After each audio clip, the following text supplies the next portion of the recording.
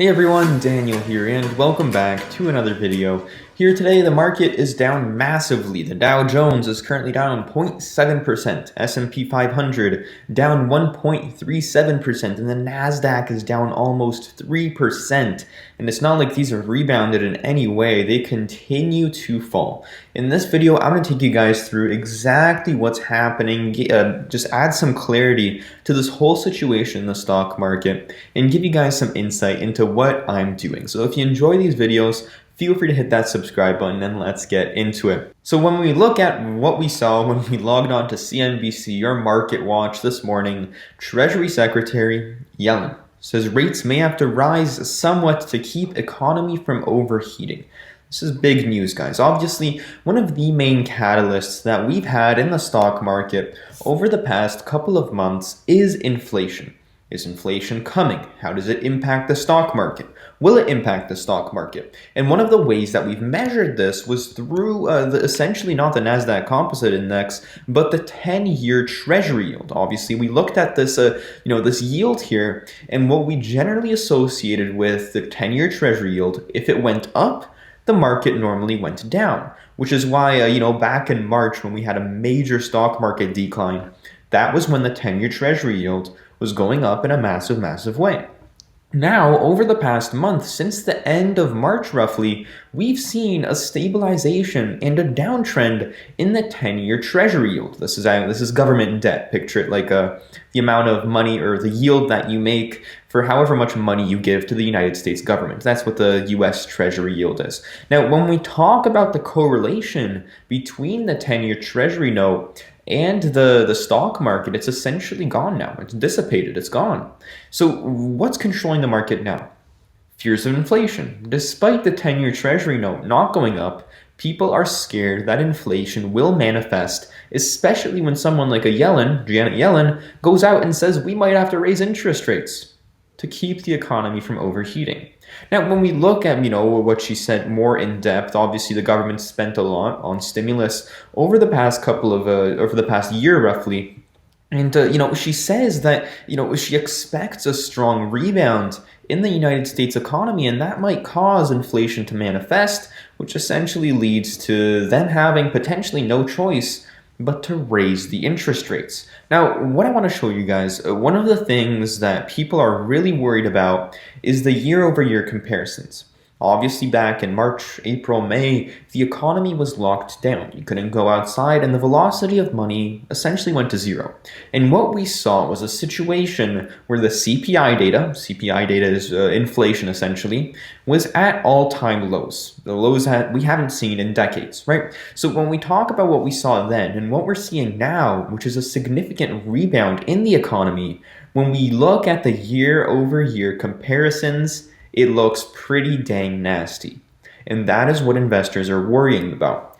We're going to see CPI data come out for the month of April and for the month of May within the next couple of months. And once investors see that, they fear that the comparisons year over year might look nasty, which they will. But we have to consider the fact that we're not really at, crazy levels. We're at pretty reasonable levels that we've seen over the past 5 years here, right? And it's expected to be a little bit higher because of obviously the spending that we've had over the past over the past year here. But just generally speaking, on a year-over-year comparison basis, inflation will be high. But on a month-over-month basis, it might not look that bad.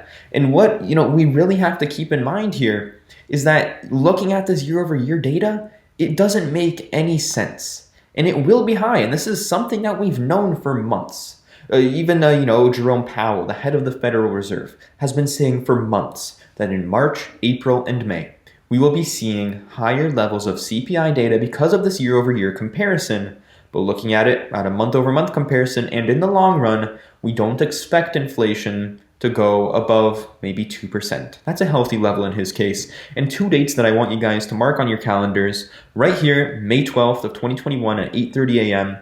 This is when we get the CPI data for April, and June 10th of 2021, this is where we get the CPI data for May.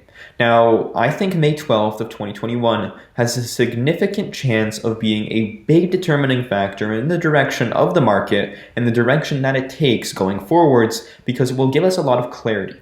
Obviously, for March data, we didn't see it be as bad as we thought, right? We saw some pretty bad year-over-year comparisons, but generally speaking, it wasn't bad. And when we look at what we're going to see in April here, obviously we're expecting this to be worse because April, this was arguably the worst month when it does come to lockdowns. We're expecting to see some bad year-over-year comps, which we will see on May 12th of 2021. But again, we can't look at year-over-year comparisons. That just doesn't make sense whatsoever. As we had an economy back then that wasn't moving whatsoever, and now we have something that's moving, and companies are blowing earnings out of the water, doing absolutely phenomenal. So you can't use these year-over-year comparisons. I'm really focusing in on this because that is the main fear out in the market right now, and it's a fear that shouldn't exist in the first place. So as inflation fears dissipate throughout the next couple of months, as we continue to get CPI data, I personally believe that the market will start to turn around slowly, but only once these inflation fears subside and once people realize, hey, you know what? We're fine right now. These stocks that I hold won't even really be impacted by inflation data. Obviously, if interest rates do eventually go up, that means, it's harder to access money, which is why we're seeing a lot of the high valuation names actually decrease in value. But, what I like to think of is I invest in a company.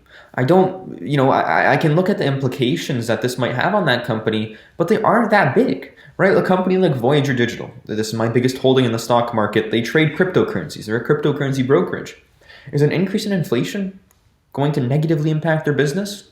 No. Cryptocurrencies are probably going to go up if we see inflation, leading to an increase in users on their platform. So why is the stock going down if the market is going down on inflation fears? A stock like the Tattooed Chef in the frozen food market, a food market, right? They will adjust with inflation. It won't negatively impact their business. Continues to go down. A company like Shift, used car market. Again, an increase in inflation won't negatively impact them in a massive, massive way. A majority of companies out there, and I want to make this very clear, will not be negatively impacted by, potential inflation. That isn't even, obviously if we see hyperinflation, that's a different story, which some people say we might see. But if we see just general, regular levels of inflation, this won't impact the growth stories of these companies. And you really have to consider that. I just want to, say this, I don't know if it's cringy or whatnot. There is a song that I've been listening to. It's the Gambler by Kenny Rogers. It's a phenomenal song. And obviously the song is about gambling. And, in my opinion, people sometimes associate the stock market with gambling. I personally think in the short term, the stock market is a slot machine. But in the long run, it is a weighing machine. One of the lyrics in the song really kind of resonates with me and resonates with the stock market. You gotta know when to hold 'em, know when to fold 'em, know when to walk away, and know when to run. These four situations play out themselves a lot in the stock market. You gotta know when to hold. If there's a situation in the overall market that doesn't really impact your stock in a negative way, and your stock is potentially going down, you gotta know when to hold. In that situation, nothing is wrong with the business. And because of that, there shouldn't be a reason for you to sell. And if you do, that's probably based off of emotions. You got to know when to fold them, know when to fold, right? So if you have a situation where potentially, something changed majorly with the business, where potentially a key person in management left the team, or potentially a competitor entered the market that could decimate the product of your company, you got to know when to fold, right? You got to know when to walk away. If you have a situation where the stock that you bought has gone up massively, and obviously I really recommend making your own price targets whenever you invest in a company. If your stock blows past those price targets, you got to know when to walk away. If the opportunity with that stock is gone, and if you project 5 years out and don't see an opportunity there, you got to know when to walk away, and you got to know when to run. If there's a company that has some sketchy fundamentals, like potentially a Nikola without a product, without a service, now with a prototype, but they didn't really have a prototype just a couple months ago, they rolled their truck down a hill and said it was in motion. Now, all of these four situations correlate directly with the stock market. And in my opinion, in situations like today, it's really important to take a look at the stocks you own, reanalyze them on a fundamental level, and think to yourself, does this impact the business that I own? Is potentially an increase in inflation to a certain extent, not even that high, will that impact the business that I own? Will it? That is the question I want you guys to ask yourselves. If you appreciate this video whatsoever, feel free to share it with a fellow investor. Thank you so much for watching, and have a great day.